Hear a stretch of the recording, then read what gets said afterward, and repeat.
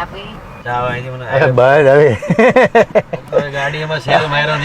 ચાલુ નથી તો મહેશ દાદા કહી દીધું ચા પીવી છે. હલો નમસ્કાર, જય શ્રી કૃષ્ણ. હું છું તમારો પ્રિય ખજૂર. ફાઇનલી અત્યારે પહોંચી ગયો છું શિકાગો. 1 મહિનો રહેવાનો છું USA. અહીંયાથી 6 કલાકની ડ્રાઈવ છે. બાય કાર ડ્રાઈવ જાઉં છું. તરુણ ગાડી ચલાવવાનો છે ને બધી જ વસ્તુ કહીશ કે ભાઈ શા માટે USA આવ્યો છું અને કેટલું રોકાવાનું છું. થેન્ક યુ ભાઈ. જય માતાજી, જય માતાજી, જય માતાજી. US ની ધરતી પર શિકાગો એરપોર્ટ પર આવી ગયા છે. અહીંયાથી સીધા જશું 6 કલાકનું ડ્રાઈવ કરીને ઓહાયો જઈએ છીએ. તરુણ ડ્રાઈવ કરવાનો છે. ફર્સ્ટ ટાઈમ USA માં. આમ તો ઘણી વાર ગાડી ચલાવી છે પણ ના ભાઈ આપણે ન્યુયોર્ક માં બધા ચલાવી તો long drive first time in USA. ઓછી ડ્રાઈવ કરી હતી લાસ્ટ યર, પણ હવે લોંગ ડ્રાઈવ કરવાની છે. USA માં 1 મહિનો રહેવાનો છું. આખા USA માં જેટલા પણ સ્ટેટ છે બધા સ્ટેટ ફરવાની ઈચ્છા છે. લાસ્ટ ટાઈમ ઘણું ઓછું ફરાણું હતું પણ આ વખતે બધું ફરશું. સીધા જઈએ છીએ. 6 કલાકનું ડ્રાઈવ છે. રસ્તામાં તમને બતાવીશ કે આપણું USA કેવું છે.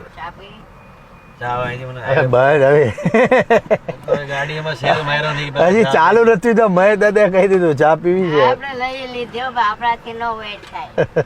ઓહાયો, ક્લીવલેન્ડ, નિયર બાય ક્લીવલેન્ડ, અને બસ જલ્દી પહોંચીએ છીએ. Don't worry.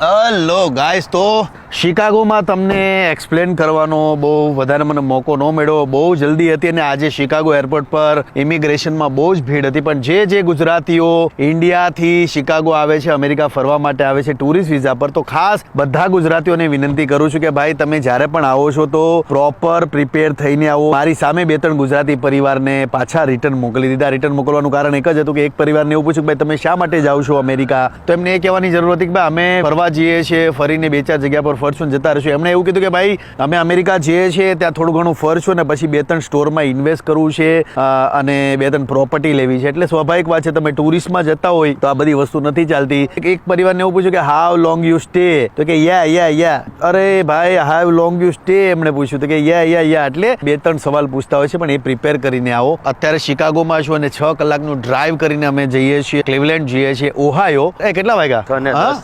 આ ગાડી છે, આ ગાડી અમે રેન્ટ પર લીધી છે. આ ગાડી ફેરવાના છે ને પ્રિપેર છો તું અમેરિકામાં ભાઈ? આપણે તો ઇન્ડિયામાં પ્રિપેર છે ને અહીંયા પ્રિપેર છે. તમે જાઓ અહીંયા ગાડીઓ જકારો છો એટલે અમે આંકવાના જ છીએ ભાઈ. મને રસ્તામાં થોડું એવું કીધું ભાઈ તમારે ઇન્ડિયામાં મારે ગાડી ચલાવવાની ને અહીંયા ગાડી ચલાવવાની, પણ હવે જેનું જે કામ છે એ તો કરવું જ પડે. મહેશ દાદા અત્યારે ફોટોગ્રાફી કરે છે.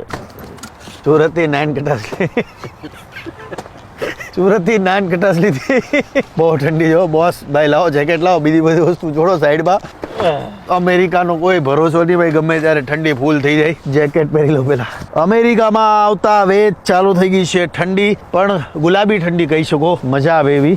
એવું છે કે ભાઈ બહારની કન્ટ્રીમાં આવો એટલે પહેલા જેકેટ પહેરી લેવું સારું. કેવું લાગે છે ભાઈ? Look good. આણે આજીવન બીજાના જેકેટ પહેર્યા. અત્યારે મારું જેકેટ પહેરીને બેઠા ભાઈ. મારે હર વખતે જેકેટ લેવાનું રહી જાય બીકોઝ મારી સાઈઝ નું અમદાવાદમાં નહોતું મળ્યું. અહીંથી લઈ લેવું પણ અત્યારે મારું પેર વાંધો નહીં ભાઈ. અમારા માટે પાણીપુરીની અરેન્જમેન્ટ કર્યું છે નીલાબેને. Thank you so much Nilaben.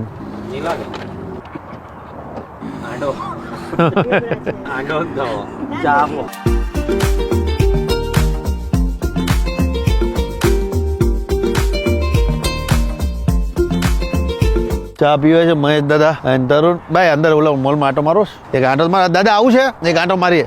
અમેરિકામાં આવો એટલે રૂલ્સ એન્ડ રેગ્યુલેશનમાં વધારે બિલીવ કરે છે. ટ્રાફિકના નિયમોનું પાલન વધારે થાય છે. પણ વાત જ્યારે કેમેરાની આવે ત્યારે તો હું ક્યારેય કોઈ જાતની પરમિશન લેવામાં માનું છું. દુનિયાની ગમે કન્ટ્રીમાં જાઓ, થેપલા ઉર્ફ ઢેબરા વગર જીવન નકામું છે. 6 કલાક ડ્રાઈવ કરીને જઈએ. પહેલા આ લોકો ચા પીવે છે અને હું ખાઉં છું થેપલા. તમે ગુજરાતી છો, ગુજરાતીપણાનું ઉત્તમ ઉદાહરણ એ છે કે તમારા બેગની અંદર થેપલા હોય ને હોય. અત્યારે થેપલા ખાઈએ છીએ, ખાઈને સીધા નીકળશું.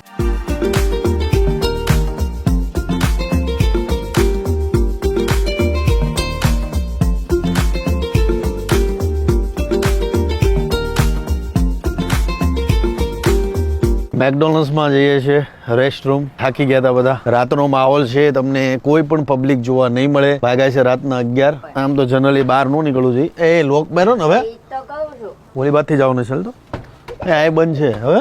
હવે ક્યાં જઈ બધું બંધ છે ભાઈ ઓય હારે હાલ ને ફોન એમ બહાર કાઢમાં બીજું એક ખાસ જેટલા પણ ગુજરાતીઓ અમેરિકામાં છે મારી કરતા વધારે તમને ખબર હશે પણ મોસ્ટલી અવારનવાર ઘટનાઓ એવી બનતી હોય છે એટલે રાતે એકલા રખડવાનું ટાળવું જે વિદ્યાર્થીઓ છે એની વાત કરું છું જે નવા નવા ભણવા આવે છે બીજું ફોન બહાર કાઢીને ફરવું નહીં આ બધી અમુક વસ્તુનું ખાસ ધ્યાન રાખવું ગાડીમાં બેસી જઈએ બધું બંધ છે રાતના 11 વાગ્યા છે એટલે બેહો ઓહાયો જતા જતા મેકડોનલ્ડ્સ રસ્તામાં બંધ હતું રાતના વાગ્યા છે 12 ઓલમોસ્ટ બધી વસ્તુ ક્લોઝ છે આ એક ટાકો બેલ મેળવ્યું છે તો ટાકો બેલમાં જઈએ છે મોસ્ટલી ઓર્ડર કરીએ જ્યારે યુએસમાં આવું છું એટલે ટાકો બેલમાં કંઈ ને કંઈ ખાઉં છું ચલુપા એન્ડ ચીઝી પોટેટો. ચલોપા મંગાવીએ છીએ અને બીજું ચીઝી પોટેટો. આમાં તમારે જે બી ઓર્ડર કરવું હોય એ તમે આવી રીતના કરી શકો ઓનલાઈન શું લેવું છે આપણે એટલે આવી રીતના ઓર્ડર થાય ભાઈ અમેરિકામાં આ છે ટાકો બેલ અને ટાકો બેલના રોડ પર હું કે બોલ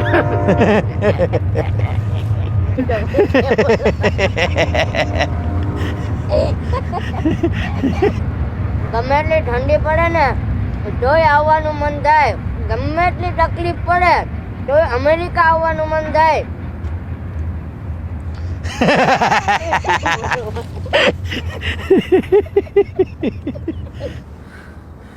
હા બે મેક્સિકન હું જોઈશ ગાર્બેજ એટલે મનાબ દે જા તું ગાડીમાં બે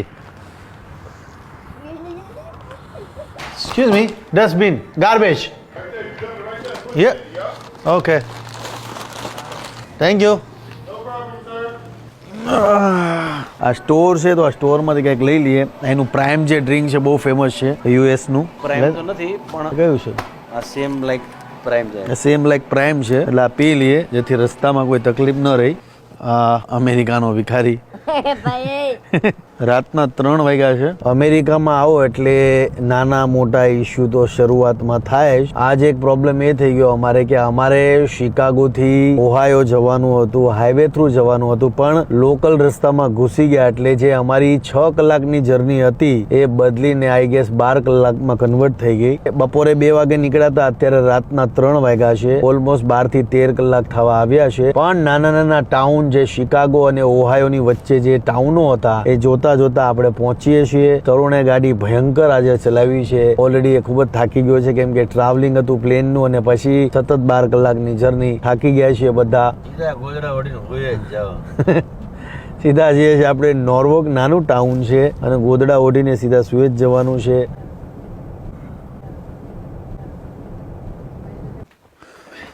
વેલકમ ટુ અમેરિકા જય માતાજી જય શ્રી કૃષ્ણ ફાઇનલી પહોંચી ગયા છીએ અમે યુએસમાં આવો તો તમારે મહેનત મજૂરી કરવી પડે મહેનત મજૂરી ન કરો તો યુએસ તમને ક્યારેય એક્સેપ્ટ નથી કરતું બધી સુટકેસો ઉપાડી અમે અને ફાઇનલી પહોંચી ગયા છીએ અમે ઘરે તું રહેવા દે ની